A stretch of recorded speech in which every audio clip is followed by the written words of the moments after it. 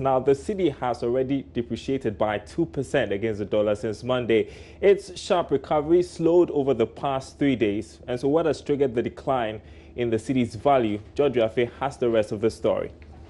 It could be described as a million-dollar question that one is still struggling to get some answers. This is because the cedi's record recovery since last week has slowed significantly over the past 3 days.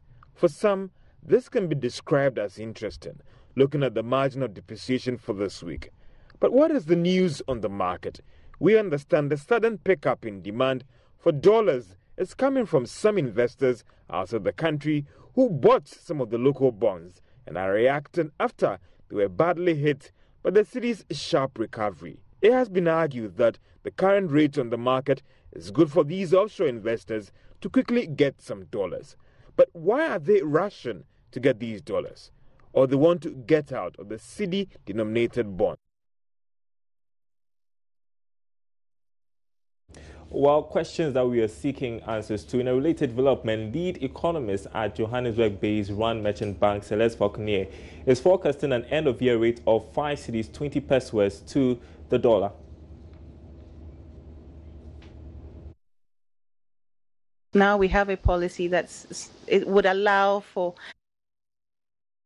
I think we're starting to see a normalization in the market. So our expectations originally was for the currency to be very volatile in the first 2 months of the year, which is a seasonal thing for the cedi, and that it will recover ever so slightly during the year because of inflows coming back into the market and a Eurobond issuance, and then with the COCOBOT syndicated loan, another tranche from the IMF. So there are avenues of foreign exchange into the market. And then yes, towards the end of the year, we start seeing seasonal factors playing a part again, like before the festive season, that will put some pressure on the cedi.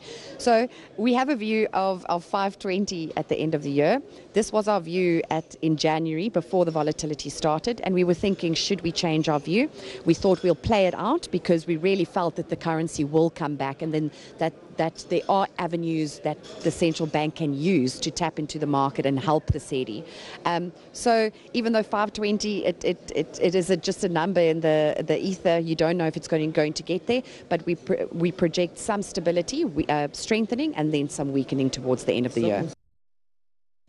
Now, the Vice President's wife, Samira Bawumia, has admonished women entrepreneurs, especially budding ones, to seize and make good use of any position of influence that comes their way.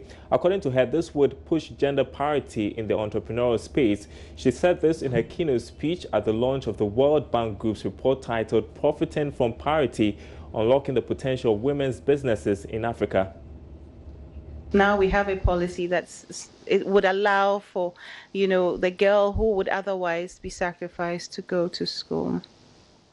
I see a lot of young women entrepreneurs here today, and it gives me great joy. And I'm encouraged about the future of women entrepreneurs in this country. So, distinguished ladies, I encourage you all to take up positions of influence as well. If an opportunity to serve avails itself, let us grab it and help to shape policy and influence the decisions that affect us. We can most eloquently speak on our own issues. It's incumbent upon all of us here to take advantage of the opportunities made available and work together, emphasis together, to create more. We have to have synergies. Like the minister was saying earlier, we have to know what each other is doing so that we can leverage on them and be better together. Each of us has a role to play in this. As women, we must widen our horizon in knowledge and the acquisition of valuable skills that can make us globally competitive. Achieving gender parity also means engaging and encouraging women to take up jobs that traditionally are reserved for or associated with men, because we can do it too. Let us work collectively to ensure that women are empowered across board and have all the requisite supports to succeed as entrepreneurs locally and compete globally. Well, the launch of the World Bank report forms part of a 3-day visit to Ghana by the bank's Vice President for Africa, Dr. Hafez Ghanem. He spoke at the launch of the report. I am really convinced that empowering women in Africa is important on and of itself, because it's if you're thinking of human rights and so on, but it's also important to deal with our human capital. it's important to to bring about development on the continent. So how will that work?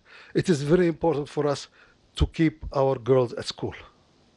And it's really great that now Ghana has decided that education will be free until senior secondary schools.